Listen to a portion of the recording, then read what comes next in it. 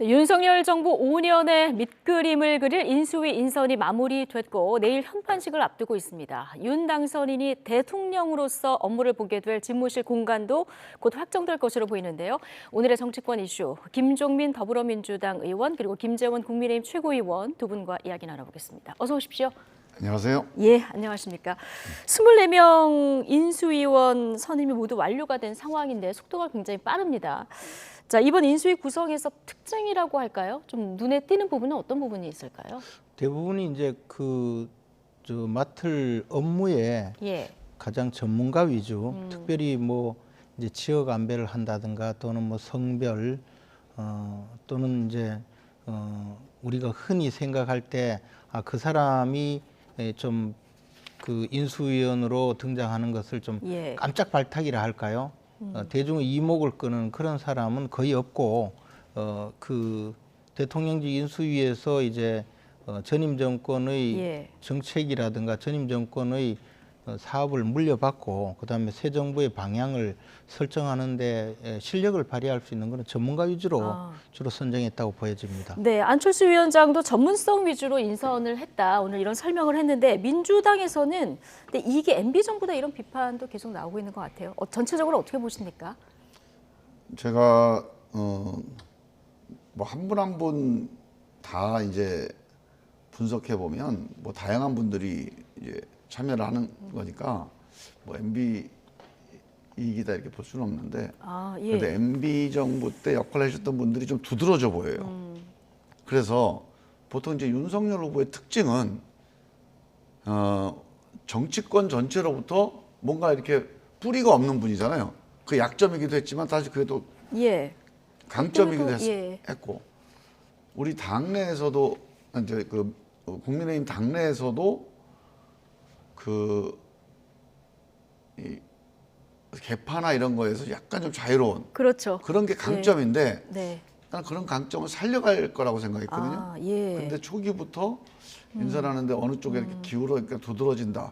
이거는 제가 보기에는 조금 정무적으로 조금은 좀 우려스러운 대목 아닌가. 정치를 처음 들어왔기 때문에 빚진 것이 없어서 조금 새로운 인물들이 등장하지 않을까 했는데 그렇지 않았다는 부분을 지적을 해주셨는데 자, 안철수 그 비대위원장 어제 오늘 표정은 조금 밝아 보이는 것 같긴 합니다. 지금 안철수의 비중이 인수위에 얼마나 될까 이 부분도 관심이었는데 일단 대변인에 신용현 전 의원이 임명이 됐는데요. 이 안철수 후보 시절에 선대위원장 지낸 여성 과학자 출신이라면서요. 네, 그렇습니다. 저 국회의원도 같이 지냈었는데 그분은 순수하게 과학자 출신이고 아마 이제 과학기술강국을 주창했던 안철수 후보 입장에서는 또 선대위에서 일을 했던 분이 대통령직 인수위원회에서 대변인으로서 대외적인 그 발표를 전담할 수 있게 만들어 놓은 것도 자신의 의사를 직접 그 대외적으로 관철할 수 있다는 그런 입장에서는 상당히 그 좀 흡족한 그런 생각인 것 같은데요. 이게 이제 공동정부 내지는 그 더 좋은 대한민국을 함께 만들어가자라고 당초에 약속했던 그런 약속도 이행하고 국민들이 봤을 때도 안철수 그 인수위원장이 정말 제 역할을 하고 있구나라는 그런 안도감을 심어줄 수 있다고 봅니다. 공동정부 약속 지금까지는 잘 지켜가는 이런 모습도 보인다고 말씀해 주셨는데 아직 그 합당 문제 같은 경우에 이준석 대표가 당선 후 일주일 내에 이제 협의를 하겠다 했는데 아직 뭐 진척은 없어 보이고 이 합당 문제 포함해서 공동정부 운영 앞으로 어떻게 될 거라고 전망하십니까? 뭐 약속한 거니까 뭐 잘 지켜나갈 거라고 저는 생각하는데요. 근데 이번 선거에서 보면 아시겠지만 막판에 어떻게 보면 이제 약간 졸속 단일화 이런 성격이 좀 있었어서 역풍도 있었다 이렇게 얘기를 하잖아요. 그래서 사실은 안철수 후보의 공동정부라고 하는 게 앞으로 전국 중에서 큰 의미를 갖기는 어려울 거라고 봐요. 만약에 안철수 후보가 어떤 정치개혁이든지 국민통합이든지 이런 공약을 내걸고 그런 공약을 인수하거나 공동추진하는 조건으로 뭔가 어떤 그 공식적인 협상을 통해서 단일화가 됐고 그 단일화 이후에 공동정부의 방침을 국민들에게 약속하고 이런 절차가 있었다면 상당히 무게가 있었을 거예요. 그리고 의미가 있었을 텐데 약간 너무 이제 선거 앞두고 급박하게 이루어져서 예. 저는 이 공동 정부가 둘이서 서로 간에 뭐 협의한다는 거 말고 구체적으로 뭘 같이 한다는 건지가 좀 안 잡혀요. 그래서 결국은 그러면 뭐 이제 어떤 조각 과정에서 뭐 인선, 추천 뭐 이런 점에서 일부 같이 좀 공유하는 정도이겠고 국정의 방향, 어떤 국정의 기조 관련해서는 특별히 뭐 공동 정부가 갖는 의미가 뭘지 그게 좀 잘 안다고 합니다. 네, 인수위 지나서 이제 조각 과정이 어떻게 되는지 이 부분 좀 지켜봐야 될 것 같고요. 인수위 인선에 대한 두 분 의견 들어봤고요. 지금 대통령 집무실이 최종 어디로 결정될지 이 부분도 관심입니다. 오늘 오후에 당선인과 인수위원들이 회의를 열고 장소를 결정할 예정인데요. 지금 유력하게 부상하고 있는 용산 국방부 청사를 두고 다양한 의견들이 나오고 있습니다. 듣고 오시겠습니다. 그 보안 시설들을 그냥 아무데나 그 계획 없이 국방부에서 알아서 빨리 빼라. 이게 가능한 일이라고 생각하는지 모르겠어요. 그리고 그 용산 땅은 사실 저희들 대한민국의 국민 입장에서는 일테면 오욕의 역사가 있는 곳입니다. 우리 대통령이 꼭 이 청나라 군대, 일본 군대가 주둔했던 곳에 꼭 가야 되겠습니까? 저는 이해할 수 없습니다. 그게 무슨 뭐 어떤 자문을 받았는지 또는 뭐 일설에는 무슨 풍수가의 자문 아니냐 이런 의문도 제기를 하고 있는데 그런 뭐 풍수 얘기를 이전에 이 일본 군대 주둔하던 데에 가서 계시겠다고 하는 게 저는 뭐 이해할 수 없습니다.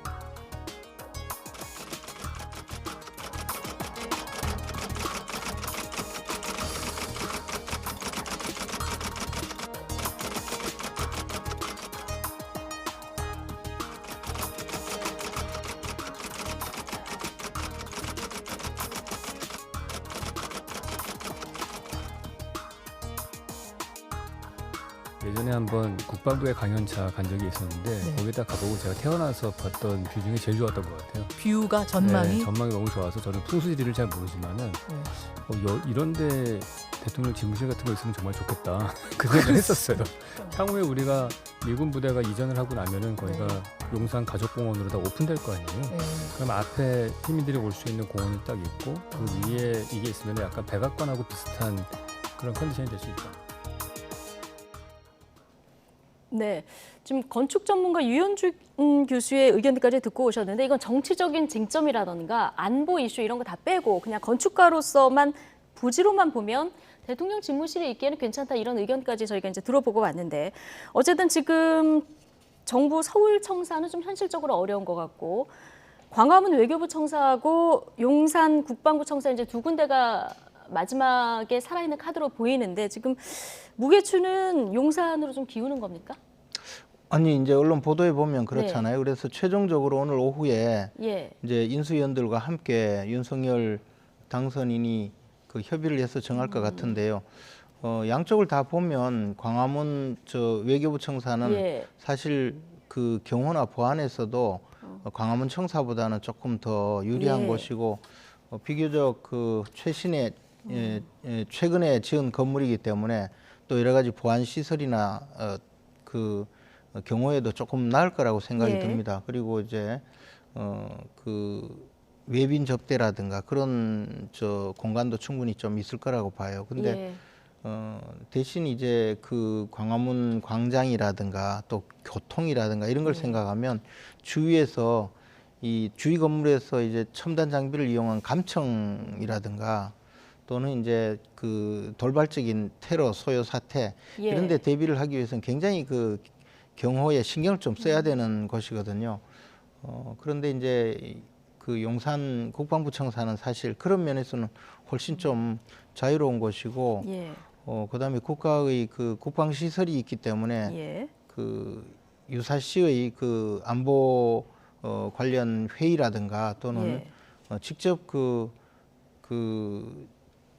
위기 상황에서 대응하는 그런 시스템은 비교적 잘 갖춰져 있습니다. 그러니까 그런 면을 포괄적으로 본다면 아무래도 용산 쪽이 좀 더 그 유력한 곳이 아닐까 생각이 듭니다. 또 용산 지역은 이제 그 미군이 이제 완전히 철수하고 나면 거기에 그 시민공원이 공원도 조성되지 들어서고, 않습니까? 예. 그래서 그런 면에서도 앞으로 그 용산에 대통령 집무실이 있는 것이 또 시민들과 더 잘 소통할 수 있는 그런 공간이 될 수 있다. 뭐 그렇게 예. 판단하는 것 같습니다. 네, 용산 국방부 청사 뭐 장단점이 다 거론이 되고 있습니다만은 앞서 윤호중 비대위원장 얘기 들어보셨지만 지금 보안 시설들 그냥 아무데나 계획 없이 국방부에서 알아서 빼라. 이게 가능한 일이냐 이런 문제점을 하나 지적했고요. 이 장소가 청나라 군대, 일본 군대가 주둔했던 곳 이 문제도 지금 지적을 했는데 어떻게 보십니까? 저는 뭐 예전에 일본 군대, 청나라 군대 그거는 뭐 큰 문제는 아니라고 보고요. 다 네. 우리나라 땅인데 그게 뭐 중요합니까? 예. 저는 그 문제보다도 더 중요한 거는 지금 윤석열 후보가 그 세종을 사실상의 행정 수도로 하겠다 네. 이렇게 공약을 했어요. 예. 저는 세종시로 대통령 집무실이 이전해야 된다고 봅니다. 아예 지금- 제2집무실이 아니라 집무실이 그러니까 본 아예 집무실이 세종으로 장기적으로 가야 세종시로 한다. 이전을 하고 예. 그리고 서울에도 네. 대통령 별도 집무실이 서울 집무실이 있긴 있어야죠. 저는 그런 점에서 볼 때 임시로 국방부를 가던 외교부 청사를 가던 뭐 그럴 수는 있으나 예. 근본적으로는 세종시로 갈 건지 말 건지를 먼저 결정을 해야 됩니다.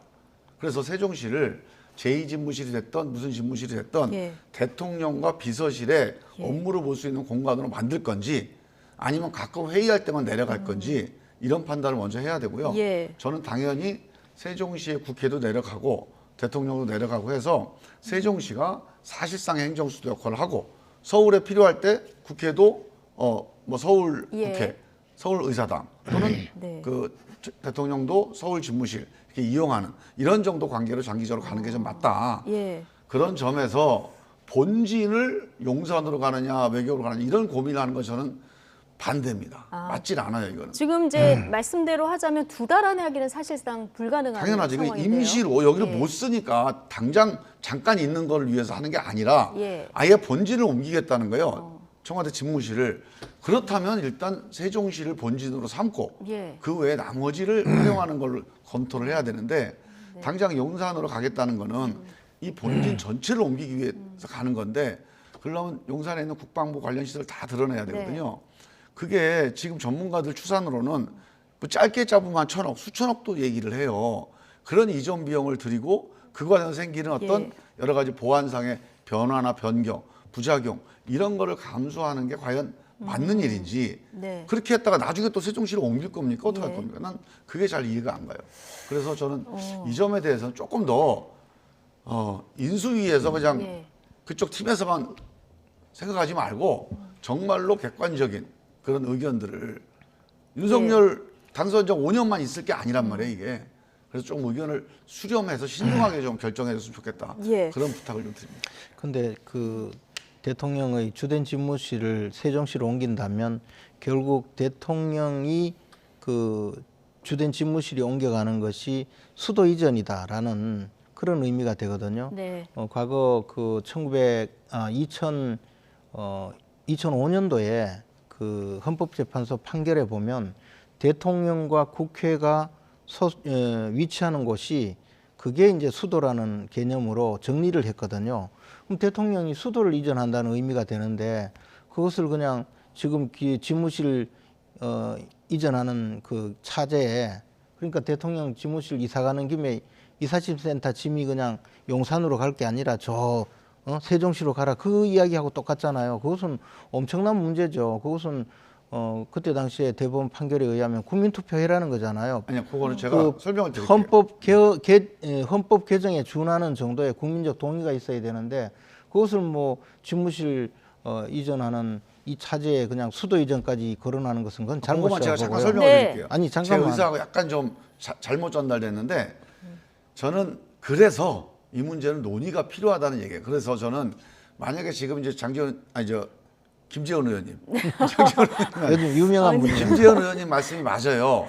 실제로 본진이 이전을 하려면 수도 이전에 대한 헌법 개정 절차를 밟아야 됩니다. 네. 그래서 그건 시간이 걸리는 문제고요. 예. 제2집무실 정도로 일단 집무실을 갖춰놓으면 이 두 가지 서울과 예. 세종 제2신문실을 공동 운영하는 그리고 궁극적으로는 네. 개헌 절차를 통해서 네. 그 본진을 세종으로 이전하는 이게 좀 맞는 예. 방향이라고 보는데 그렇게 본다면 지금 이 서울에 있는 청와대 이 집무실을 좀 축소시킬 수가 있어요. 예. 그리고 많은 부분을 국민에 개방할 수가 있습니다. 그래서 국민과 함께하는 그 개방형 청와대 서울 집무실을 운영할 수 있다고 보는 아, 거죠. 예, 알겠습니다. 잠시 당선인 비서실장이 될 뻔하셨는데, 자, 어쨌든 청와대를 조금 축소해서 이걸 물리적 거리를 좀 재조정해서 활용하는 것이 어떻겠냐 의견을 주셨는데, 어제 당선인 대변인 얘기를 들어보면은 청와대로 들어갈 가능성은 제로다 이렇게 얘기하지 않았습니까? 그러니까 안 되는 이유로 비서동에서 집무실까지 시간이 소요된다, 소통의 문제가 있다 이런 얘기인데 탁현민 비서관이 직접 거리를 잰 것 같습니다. 뛰면 30초, 걸으면 57초 자, 이렇게 남겼는데 뭐 두 분 모두 청와대 구조를 좀 아시니까 어떻습니까?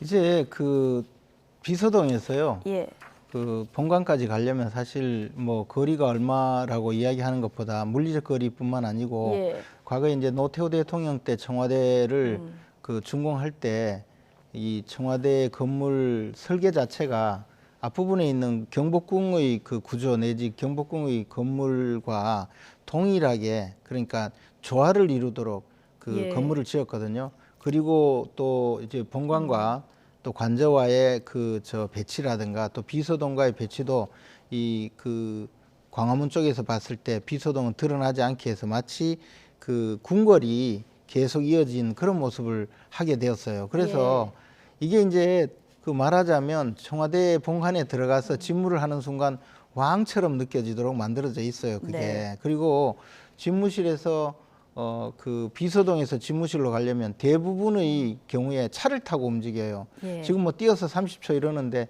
글쎄 뭐 뛰어간 적은 없는 것 같아요. 그리고 예. 그리고 이제 그 또 중간에 또 검문소도 있어요, 사실은. 예.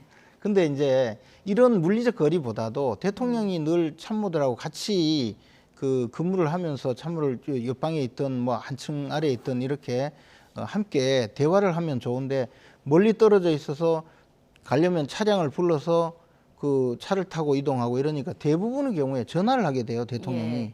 전화를 하고 보고할 때도 전화가 오면 보고를 하고 아니면 그 서면으로 보고를 하고 그래서 이제 그 특별한 일이 있으면 가서 구두 보고를 하는 이런 형태가 되어 있거든요. 이게 이제 우리가 미국 그 대통령처럼 미국의 웨스트윙 같은 데 보면 대통령이 그 수시로 옆방에 가서 참모들하고 이야기도 할 수 있고 예. 그런 리더십을 키울 수 있거든요. 이게 초기에는 그저 조금 떨어져 있다 전화 통화한다 하지만 점점 이게 이제 임기 후반부로 가면 심해져서 그 대통령이 이제 왕처럼 되고 나머지 그 참모진들은 이 대통령에게 예. 제대로 보고조차 잘 안 되는 이런 구조가 되기 쉽다 네. 이런 뜻이고 또 하나는 대통령이 그 일반 국민들과 예. 어울릴 수 있는 기회가 굉장히 차단되게 되거든요. 네. 그 청와대 공간 자체가 그러니까 기왕에 이번에 윤석열 당선인이 후보 시절에 공약한 것이고 예. 청와대에서 나오겠다고 했기 때문에 저는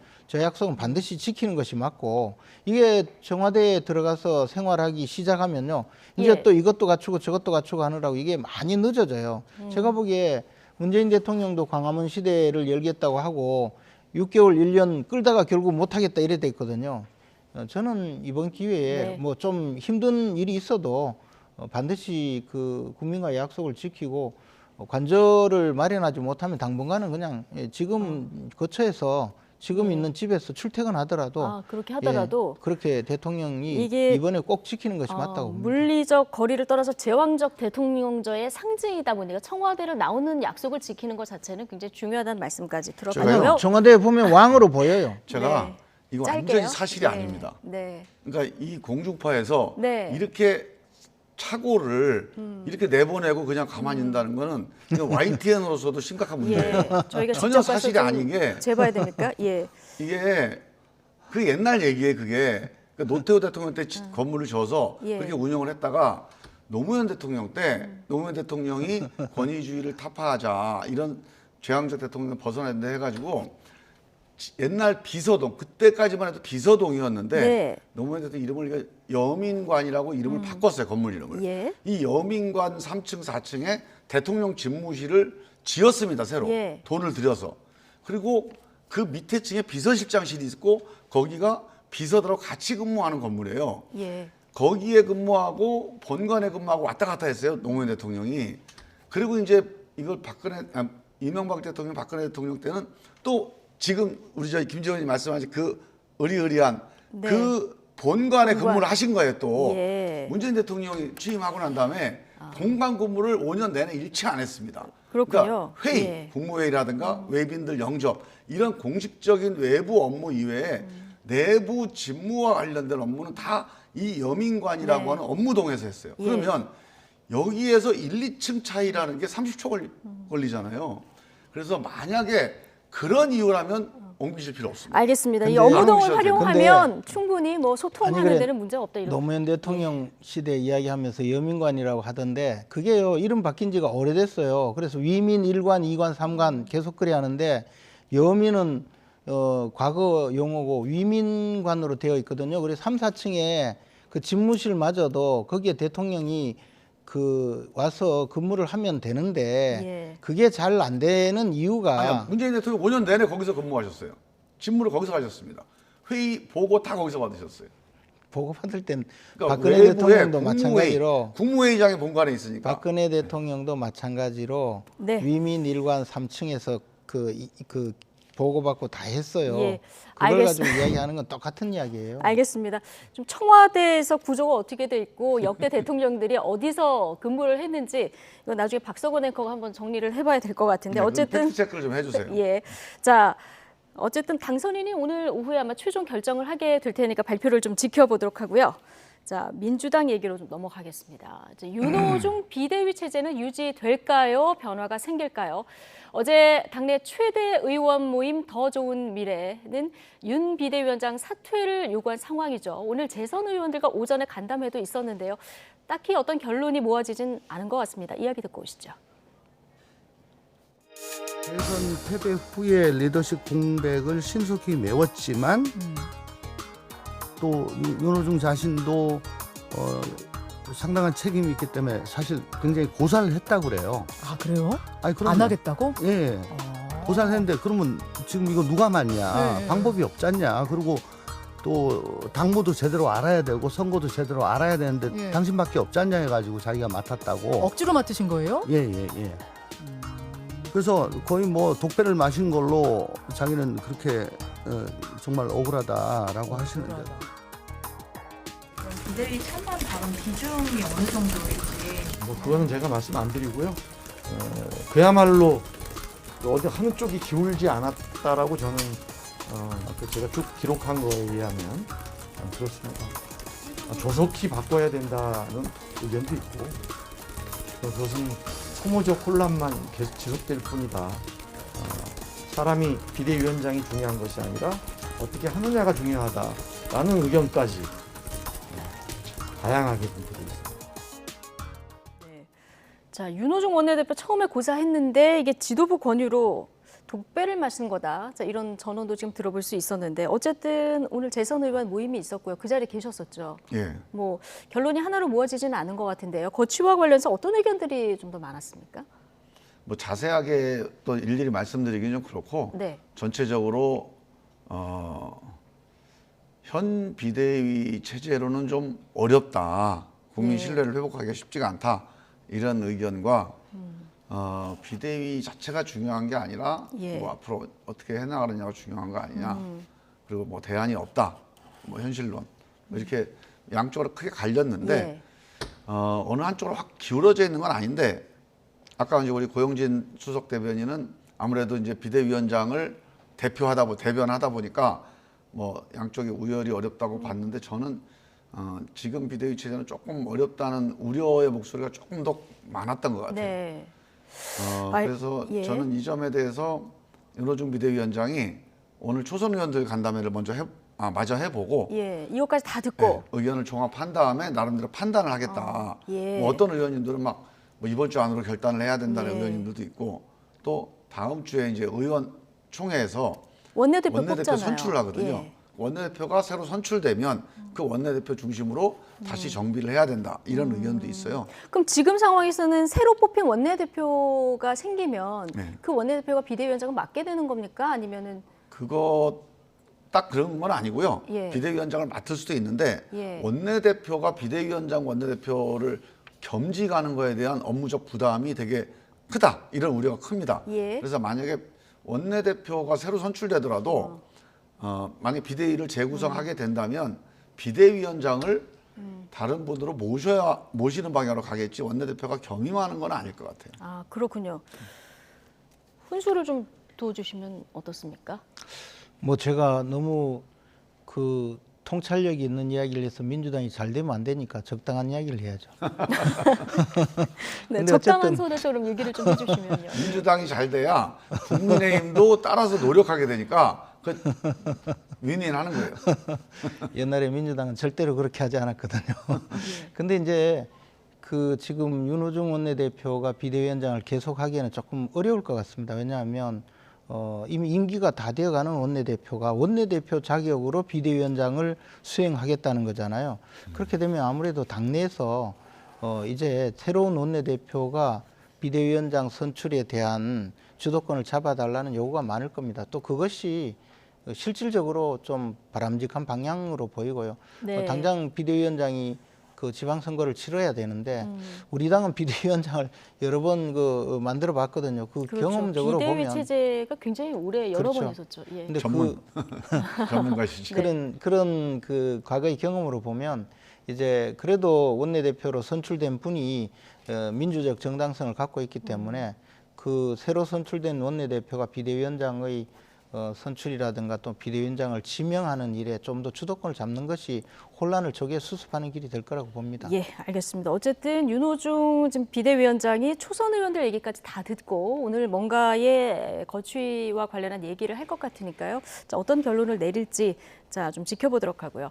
대선을 끝낸 정치권 이제 지방선거를 향해서 재정비를 통해서 화력을 모아야 할 이런 시점인데요.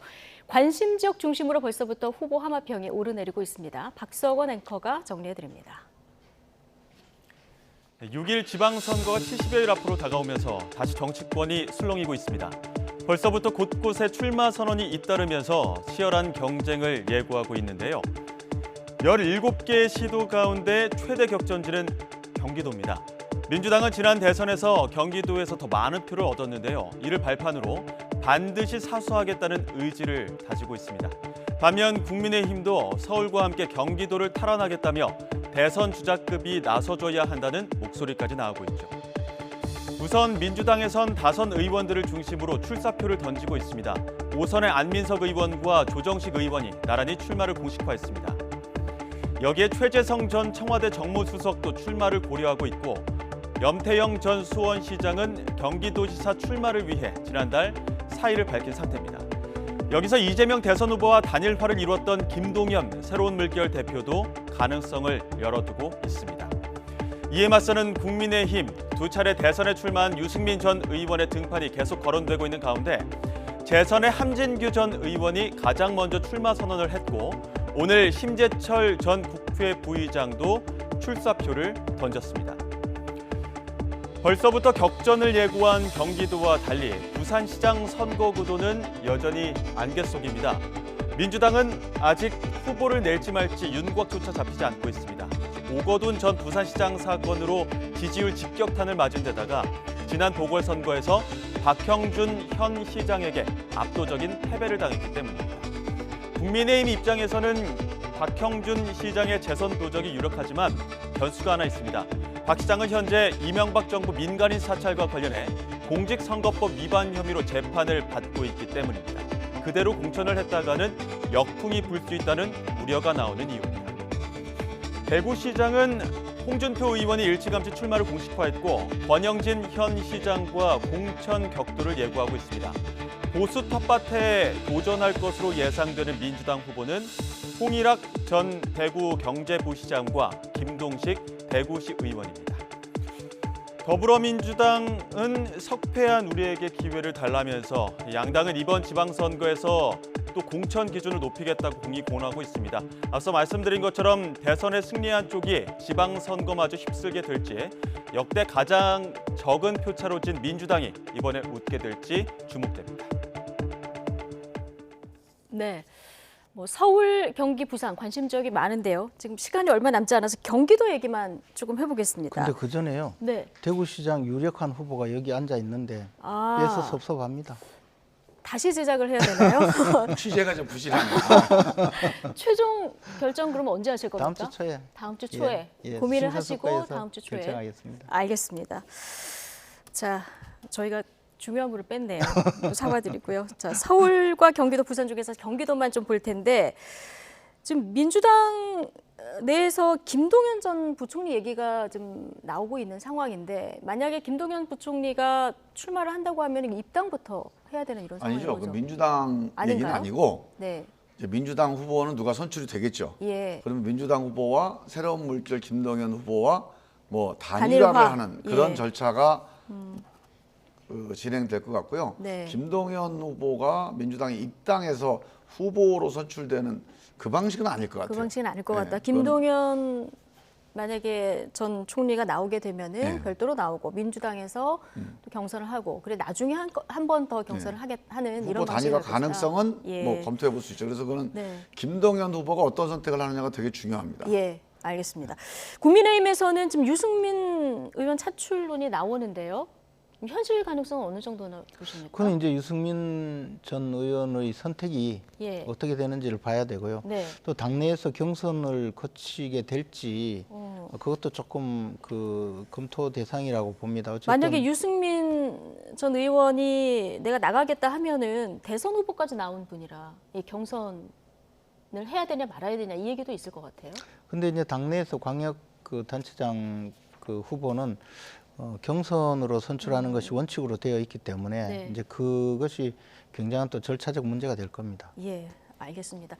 자, 지금 뭐 박정희 전 대통령 향수가 있는 구미시장 선거 후보군에는 10명 정도가 뭐 출마 선언을 했다, 뭐 잇따른다 이런 보도도 나오고 있는데 박근혜 전 대통령 이번 주말에 대구 사저에 입주할 가능성이 있다 이런 보도도 나오고 있거든요. 지금 대국민 메시지 그때 낼까요? 지난번에 그 유영아 변호사를 통해서 퇴원할 때는 자기 직접 그 대국민 메시지를 발표하겠다고 했으니까 예. 뭐 어떤 내용이든 또는 뭐 간략하든 그런 메시지를 발표는 할 거라고 봅니다. 예. 그리고 이제 대구 그 달성군에 있는 사가에 입주를 하면 그때부터는 그 외부 사람들과도 만나고 또 여러 가지 그 의견도 예. 나누는 그런 뭐 과정이 있지 않을까 생각합니다. 예. 윤석열 당선인이 사저도 방문할까요? 그런 이야기가 있는데요. 예. 아직까지 뭐 전혀 검토되거나 결정된 바는 없다고 보여집니다. 왜냐하면 네. 우선 박근혜 전 대통령이 그에 대해서 뭐 만나자라는 의견을 표시한 적이 없고 윤석열 당선인도 그 후보 시절에 그 박근혜 전 대통령을 만나러 가겠다 또는 만나고 싶다라고 의사표시를 한 것이거든요. 이제 앞으로 박근혜 전 대통령이 대구에 있는 사가로 그 이주를 하게 되면 네. 그때 이제 그 실무적으로 검토를 하지 않겠습니까? 지금은 뭐 전혀 결정된 바 없다고 알고 있습니다. 알겠습니다. 이제 한 가지만요. 네. 아까 우리가 이제 지방선거 하면서 경기도만 얘기하셨는데 네. 서울시도 승부가 난 게 아닙니다. 아마 그렇죠. 이번 예. 선거에서 예상의 격전지가 될 가능성이 있다고 봐요. 네. 왜냐하면 지금 서울시에 뭐 격차가 좀 있긴 하지만 예. 오히려 그래서 민주당으로서는 서울시 시장 후보를 뭐 심지어는 이재명 후보가 나와야 된다, 뭐 이낙연 후보가 나와야 된다, 김동연 예. 후보가 나와야 된다 이런 얘기들이 나오는 게 서울시장을 그냥 건너뛰고는 아, 그렇군요. 지방선거가 어렵다 그래서 저는 그 점도 YTN에서 계속 주목을 해서 예. 민주당은 가야 경기도도 된다. 중요하지만 지금 서울 탈환에 지금 굉장히 뭐 집중할 이미 분위기일 것 같은데. 뭐 격전지가 될 격전지가 될 가능성이 것이다. 뭐 이미 끝난 것 같은데 또 가로늦게 그런 소리. 이건 이게요. 뭐 0.7% 차이라는 게 네. 저는 서울시 선거에서 그게 말을 할 가능성이 높아요. 예, 알겠습니다. 대구시장 끝까지 고민해서 다음 주에 결론 내리시겠다고 했고 김종민 의원님은 뭐 전혀 고민 안 하십니까? 네, 네. 전 열심히 반성하고 새로운 정치 개혁을 위해서 여러 가지 고민을 하고 있습니다. 알겠습니다. 오늘 두 분 말씀은 여기까지 듣겠습니다. 김종민 더불어민주당 의원 그리고 김재원 국민의힘 최고위원 오늘 두 분과 함께했습니다. 고맙습니다. 네, 감사합니다.